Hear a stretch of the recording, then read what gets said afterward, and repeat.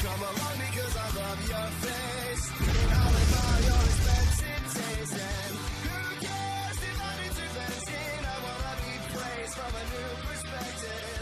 But leaving now would be a good idea. So catch me up on getting out of here.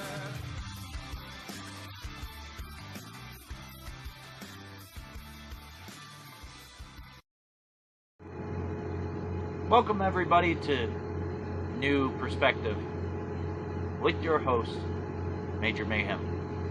MAGA hats, beating drums, oh no, and mainstream media. What's the real story behind this, and who's responsible? Of course, we all have seen that no news media outlet, after the release of 2 hours worth of video, have they apologized.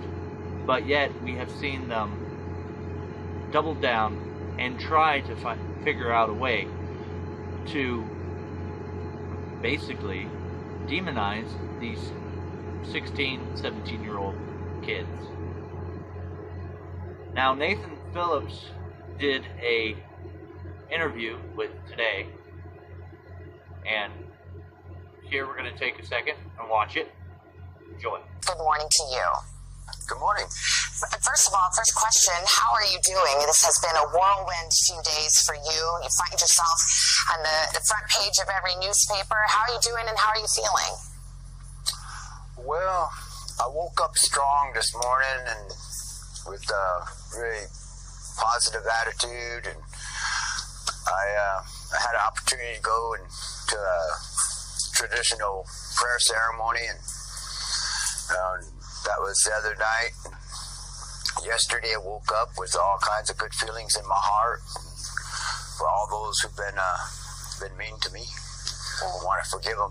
I believe you've had a chance to see the interview that the student at the center of this gave. What was your reaction? What did you think of what he had to say about this encounter? I was upset I was made to sit down and watch it. Why is that?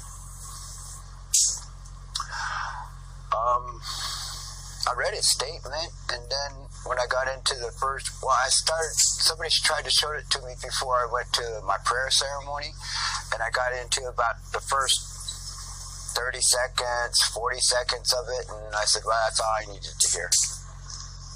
And what was your reaction to it? How did it make you feel? What did you think about his words and his explanation and his version of this encounter?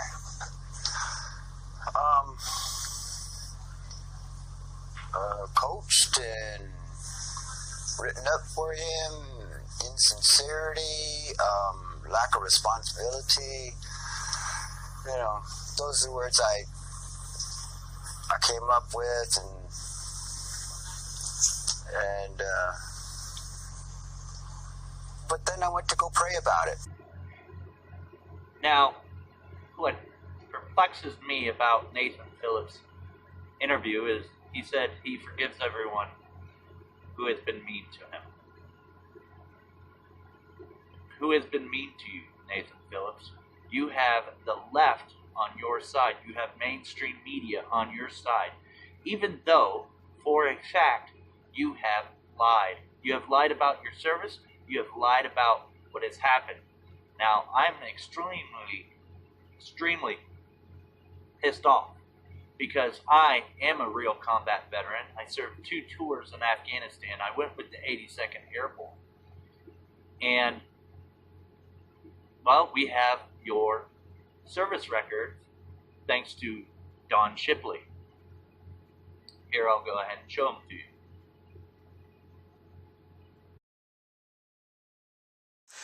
According to his DD-214, Nathaniel Phillips, also known as Nathan Richard Stanner, served in the Marine Corps in the reserves from May 20th, 1972 until May 5th, 1976, 4 years as reserve. He did get discharged, and his exit rank was private. Later on, I'll explain why he got private. Nathan also told a lot of people that he was a recon ranger, but here we see military education as basic electrician. He was a refrigerator mechanic. mechanic. The only decorations or awards he ever got were Expert Rifle Badge. His place of entry was in Topeka, Kansas, and when he got separated, it was El Toro, California, and that's where the problems began, was when he got moved to El Toro.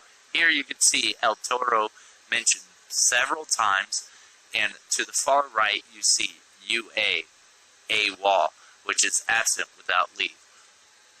I don't know what it was that Nathaniel Phillips didn't like, but whatever it was made him leave without getting permission from his chain of command.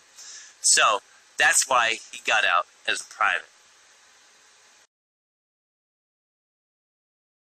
Now, Nathan Phillips has talked about how in the interview that Nicholas Sandmann conducted, how he felt that he was pretty much upset about the interview. Okay, he said that Nicholas Sandmann was indeed coached. He was very insincere and showed lack of responsibility. Well, where is the responsibility when news sources such as CNN, MSNBC, NBC, ABC had said that you are a Vietnam veteran, when the fact of the matter is what we just showed? You were not a Vietnam veteran. You have scapegoated this by saying on interviews that you are a Vietnam era or Vietnam times veteran. But when they, CNN and other mainstream media say Vietnam veteran Nathan Phillips, you do not stand and correct them. Where's the responsibility there? You want to talk about responsibility? That's the perspective I have. Take up your responsibility and say, and correct them. No. You cannot put that out there. Also, the interview, you seem like you were coached, Nathan. But I'll let the viewers decide. Here we go. I'm a Vietnam times veteran, and I know that mentality of there's enough of us, we can do this. Then Phillips describes the tense moments now being replayed over and over again online when a young man got right in his face. Watch. When I started going forward and that massive groups of people started separating and separating and moving aside to allow me to move out of the way or to proceed, this young fella put himself in front of me and wouldn't move. And so I could, if I took another step, I would be putting my person into his presence, into his space, and I would have touched him, and that would have been the thing that the group of people would have needed to spring on me. CNN's Sarah Seidner asked Phillips what bothered him the most about Friday's confrontation. Here are his thoughts. Fear, not for myself, but fear for the next generations, fear where this country's going, fear for those youths, fear for their future, fear for their souls, their spirit, their what they're going to do to this country.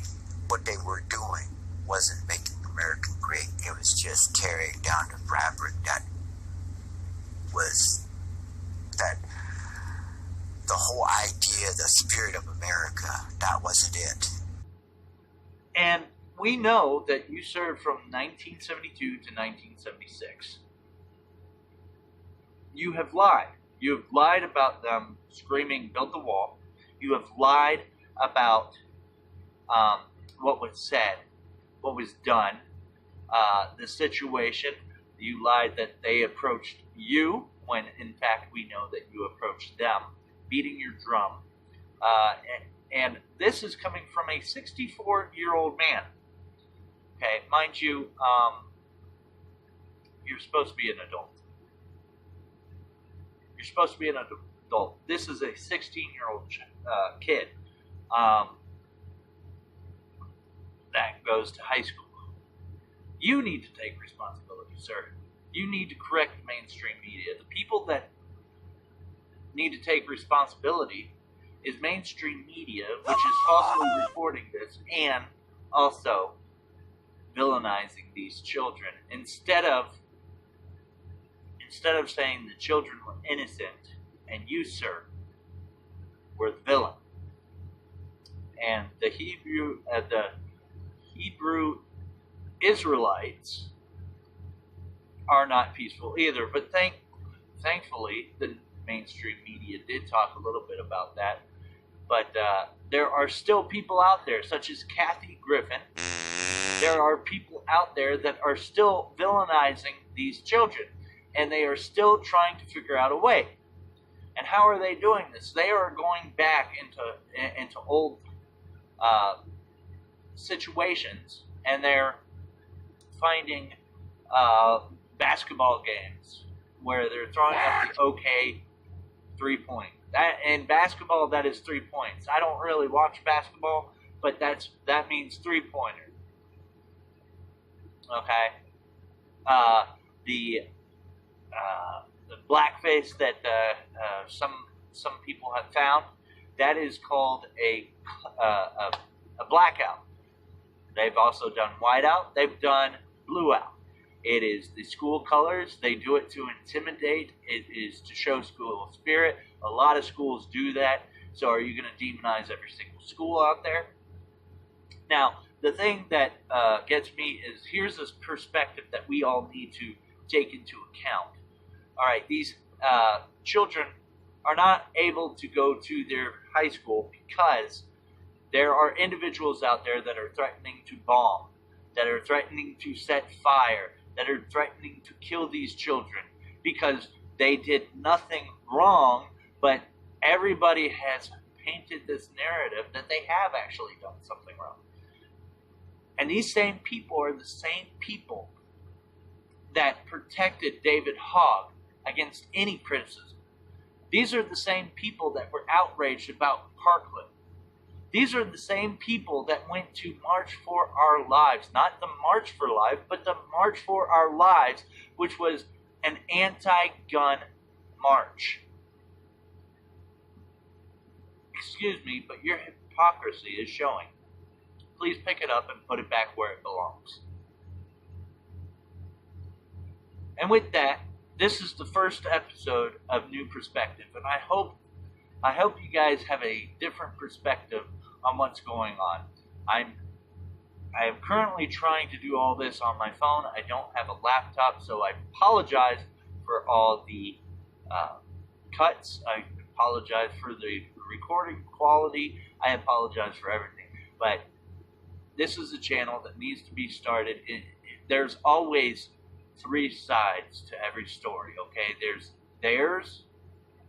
theirs, the left and right, if you want to say that, and the truth. Somewhere in the middle is always the truth.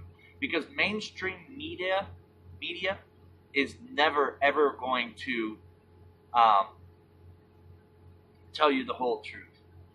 And when they get caught in a lie or they misrepresent something, they are going to try to find any way possible to vilify or actually to support what they had said before. So I hope you guys enjoyed this. Please like, comment, and subscribe. And also hit that notification bell because subscriptions mean nothing